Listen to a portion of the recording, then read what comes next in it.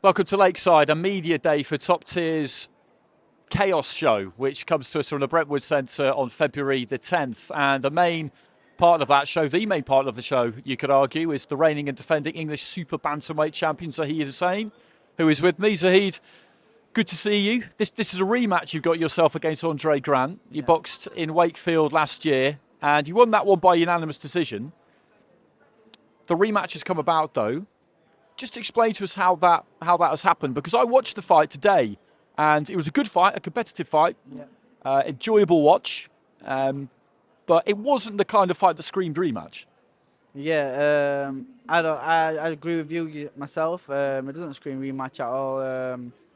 I went to New York straight after the fight, come back, and I get a voice note from my trainer saying, "Get your gloves back on. You want your rematch." So I was confused, like, what?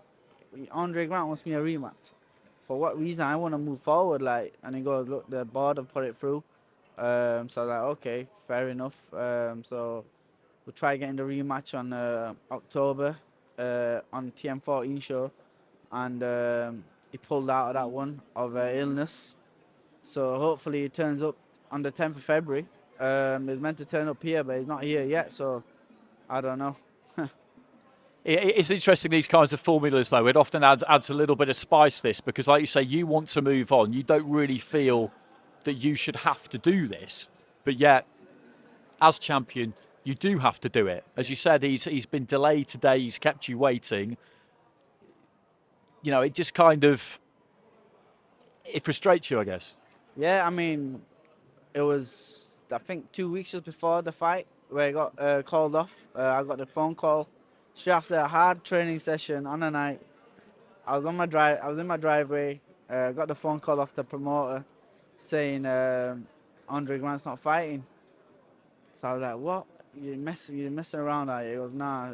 And then even he himself, I can't remember his name now, the promoter of that show. He himself was like, he's done this many times, so either you're a fighter or you're not a fighter. Like, if you're a fighter, just fight. You know what I mean? Like, I can understand people pulling out, getting ill. Like, it's happened to me before, but when it's constantly happening, then I don't know, what is it?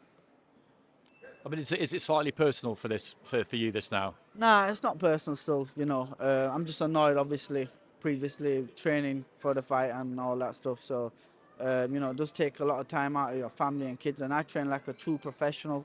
I keep, you would have thought I was a world champion the way I train. The way how my coach has me training, and the discipline I got in my head. I just keep it complete. I give it 100% at all times. So I cut off a lot of things. I miss out on a lot of family time. So it's not personal, but I'm annoyed because there's people out there training hard, and I don't know if you train hard or not, but then you can't make it to a fight, or you can't fight for whatever reason. If he was ill, fair enough. But at least now, 10th of February, we'll get it on. I think something that people maybe don't realise often about how the world and how life works for pro fighters is that if you don't fight, you don't get paid. You put in all the hard work and the preparation, but nobody pays you for that. It actually costs you money. You don't pull down a weekly wage like as if you were under contract at a professional football club. The impact is big. Yeah, no, definitely it is. Sponsors start dropping as well when you're not fighting.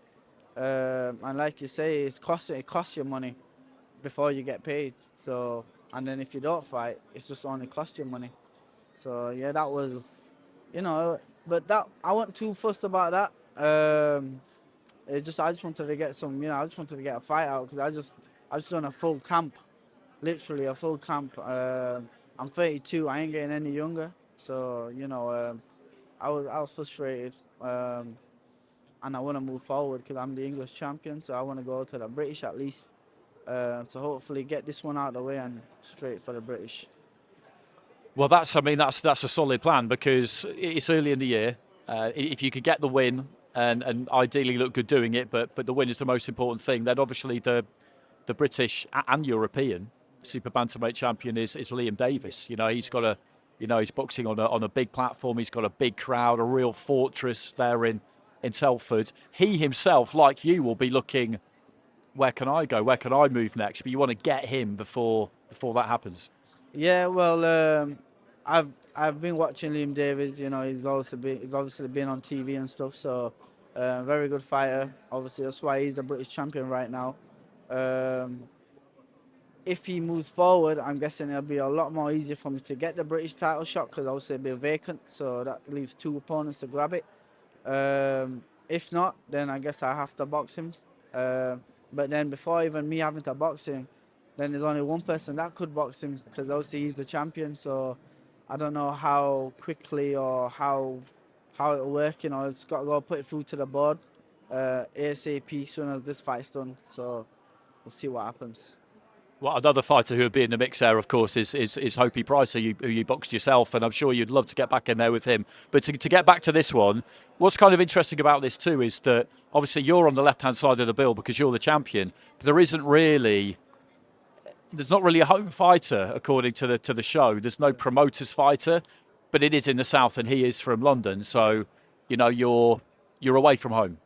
Yeah, I mean, it's never really bothered me. You know, I got a strong mindset, so none of that really bothers me. Once I'm in the ring, you know, that's your home, that's you.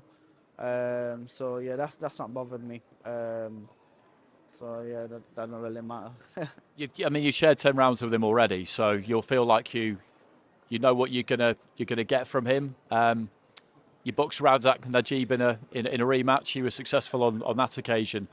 There's plus and minuses to boxing someone you've beaten in a rematch, I would imagine, mentally, because you've got to make sure you keep that edge where you are afraid you might lose, but you've already beaten him. Yeah, no, definitely. I say probably a bit more pressure on you because you've already beaten him once, so you expected to beat him now.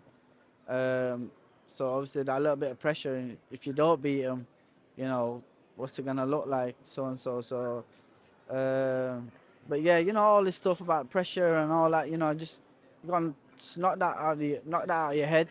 Just got to think positive, straightforward.